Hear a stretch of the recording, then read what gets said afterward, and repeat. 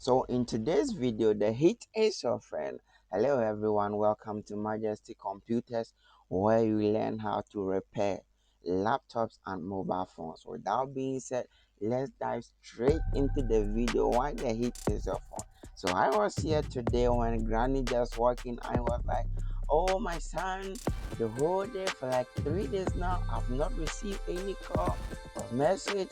That's okay. I charged the phone through last night and yes, still nothing has happened. I said, don't worry, Granny, let me check it for you. Okay, so I took the phone and the phone was completely dead. Whilst Granny was seriously waiting for her calls and messages, the phone was dead. Right, so guys, let's dive straight into the video and then open up this phone to find out what exactly is wrong. This is why I was saying the heat is your friend. But this is Samsung A7 and the back is glass. So you definitely get to heat that before you try to pry it open. Use only the tip of anything you're using, a play card or any guitar peg you want to use, but make sure you only apply a little tip of it. And when heating it, give it at least 80 degrees Celsius. Don't go beyond it. From the look at things, look like this one has been opened before, and we are going to look inside, find out what exactly killed Grandma's phone and why Grandma haven't been able to receive any message or calls for the past 3 days. Okay, so looking at this phone, it has been opened before. So what we are going to do is remove each and every screw at the back of this phone, and I'll be using this ring here. It has been with me for some time now. I make sure I keep all my screws on it, and it always works better for me. It's classy for me as well. So you remove each and every screw from this phone, right? Don't leave anything on it, because leaving a screw on the phone is going to stress your life out. Trust me, it's going to give you a headache. You pry that open, that is the NFC antenna, as well as it does have as a wireless charging system, and also over there is the switch, right? The switch connector goes straight into that, right? And then looking at that point, what we're going to do now is to check the battery. Okay, because the phone is dead. I just plugged in my charger, it wasn't working. We are testing the battery and the battery is giving 0 to 1 volt over there, which is not good. Right, and 1 volt is not good for a phone battery. At least you should get your 3 volts. Okay, now we confirm that the battery is very low, but I can't say the battery is bad, right, until I've checked the phone. So we are testing the board to see if the battery point, right, the V-bar over there is getting power at all. And before we know what is going on. So anytime you open a phone, a dead phone, try to check where the battery connector goes.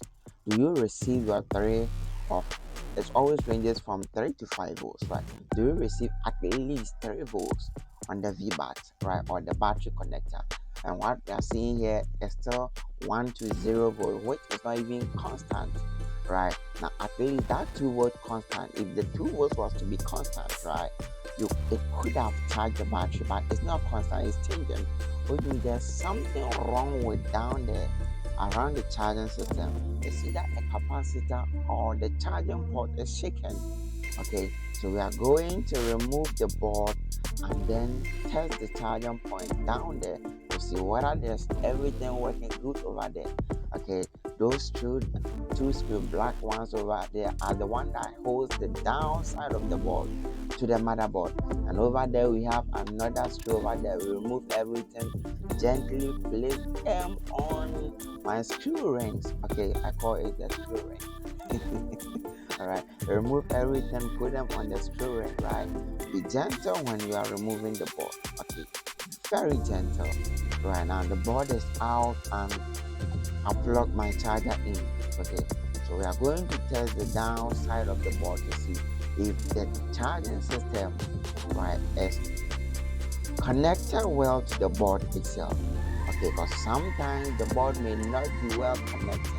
Alright, the charging system is there but not connected. So this one, when I figured out something, okay, I was testing the pins. This is type C. I was testing the pins one by one, and then I figured out there's 4 volts on the charging pin. So I moved down a little to the board itself, and I found there was still 0. Okay, which means that the charging port is good. Okay, the charging port is good, but it has lost contact with the board itself. Okay, the charging port is good, but I've lost contact with the charging board. Okay, so the next thing to do is, after you confirm that that is where the problem is coming from, right? So you can see fibers on the meter there. After you confirm that is where the problem is coming from, right? You now have to adjust, alright, the charging port. Give it a little flex. You don't necessarily need to change it, because from the look at it, the person that changed it, that was why they worked on it. It was the charging port that they changed. Right, so that one is still new, it's nice, but it wasn't well connected.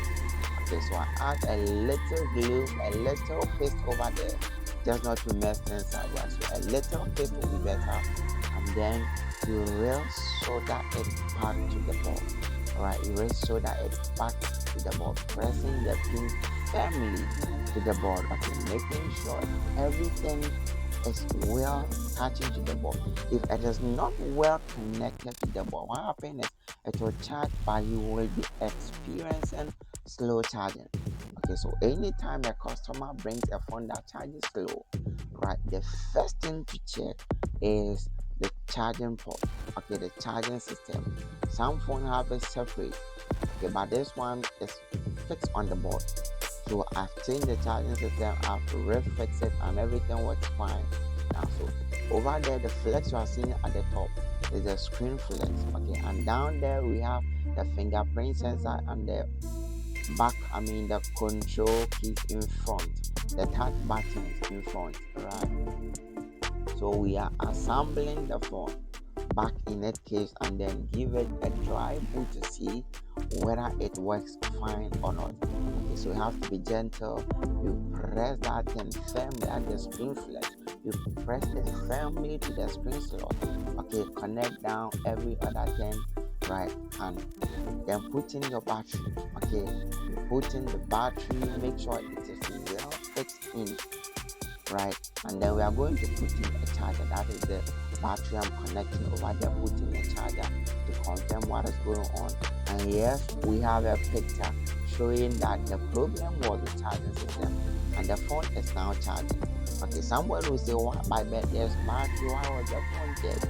It was dead because grandma was pushing extra force in, and I'm sure that the phone safety system shut the power down to avoid it from further damages.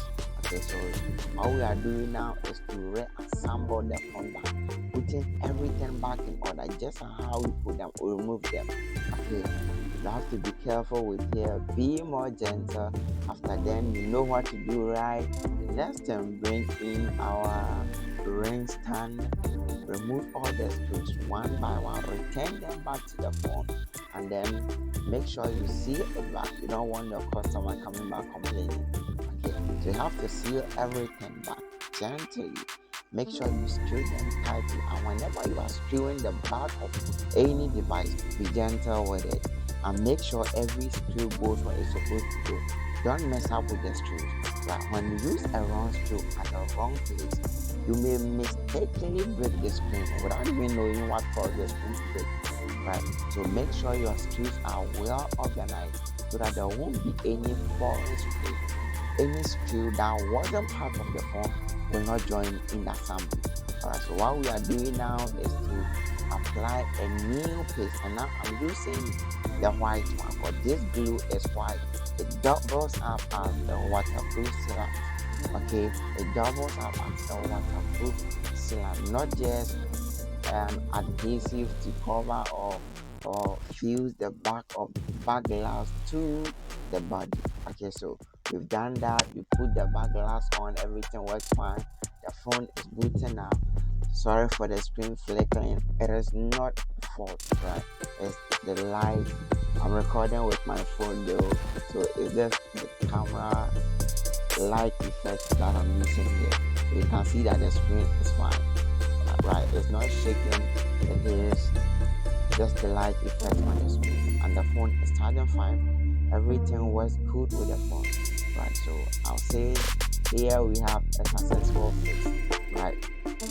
And grandma will be able to use her phone from now onwards.